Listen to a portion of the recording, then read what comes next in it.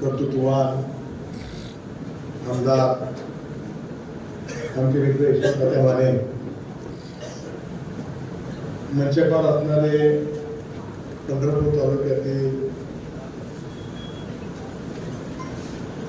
आमचे मार्केट कमिटीचे चेअरमन पप्पा, मंचपाल असणारे सर्व महायुतीचे घटक पक्षांचे पदाधिकारी, राष्ट्रवादी काँग्रेस पक्षाचे मोहोळ, पंढरपूर आणि उत्तर सोलापूर तालुक्यातील सर्व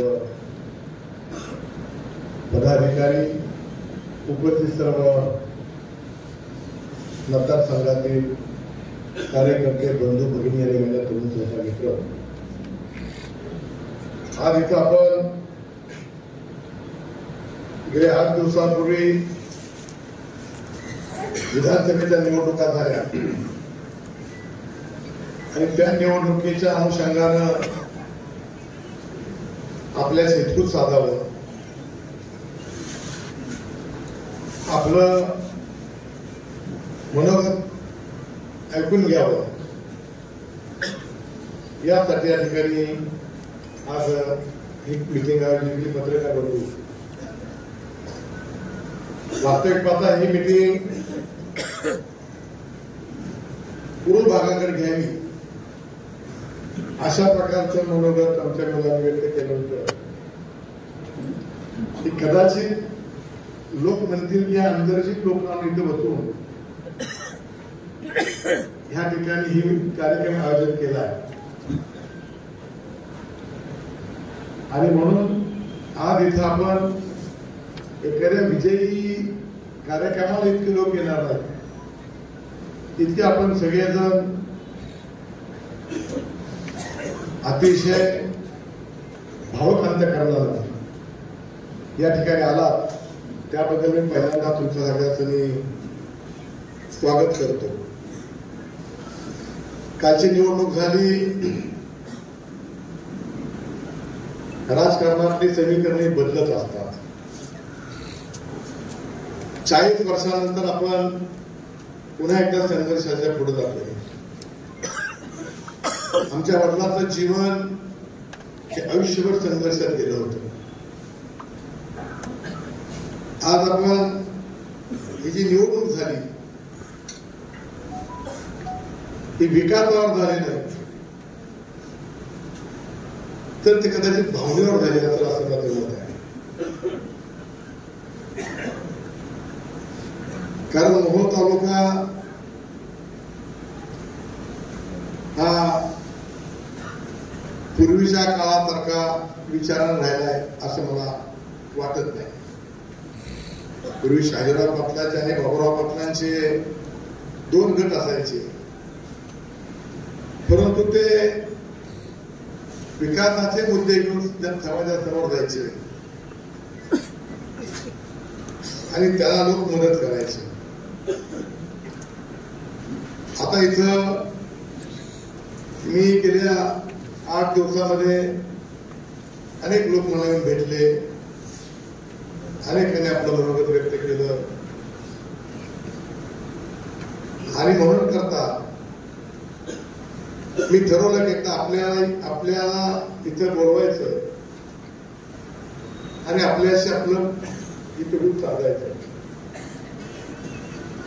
या निवडणुकीमध्ये जो आपल्याला अपयश आलं, राजकारणामध्ये अशा प्रकारचे चढउतार होत असतात.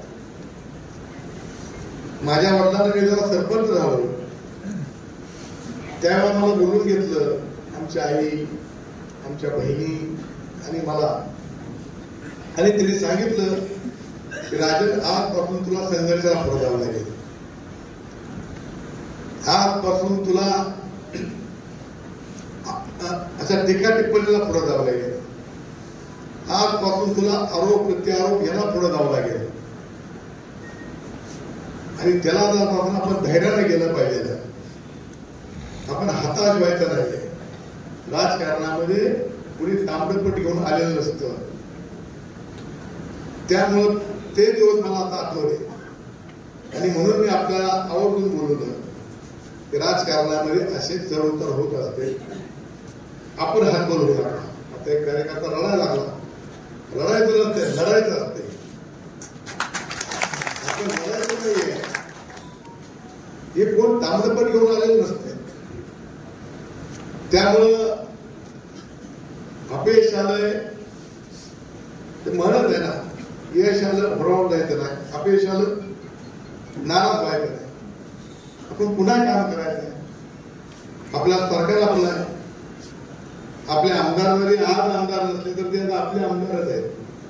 कारण अजितदादाजवळ त्यांच्या पेपरला जेवढे किंमत असेल मंत्रालयात तेवढी मला वाटत नाही कोणाच्या पत्राला किंमत असेल. आणि म्हणून आपण आपला धर्म सोडायचा नाही. इथं सांगितलं की कुठे बोकडावर मटणावर आमदार वगैरे किंवा मुलं टाकतात, त्यांचं अॅनालिसिस वेगळं असतं. म्हणून आपण यशवंतदादाच्या माध्यमातून जे आपल्या भागाचे प्रश्न आहेत ते सोडवण्याचा प्रयत्न करायचा आहे. आणि त्याचबरोबर उद्याच्याला जर विरोधकांना म्हणजे आमचे विरोधक पण आता जिल्ह्यात तालुक्याच्या सत्तेमध्ये असतील, त्यांना जर कुठं विकास कामासाठी आमची गरज पडली तर नक्कीच आम्ही मोहोळ तालुक्याच्या आणि मतदारसंघाच्या विकासासाठी त्यांना मदत करण्याची भूमिका स्वीकारणार आहोत. कारण तो आमचा धर्म आहे. इथं मी 8-10 दिवस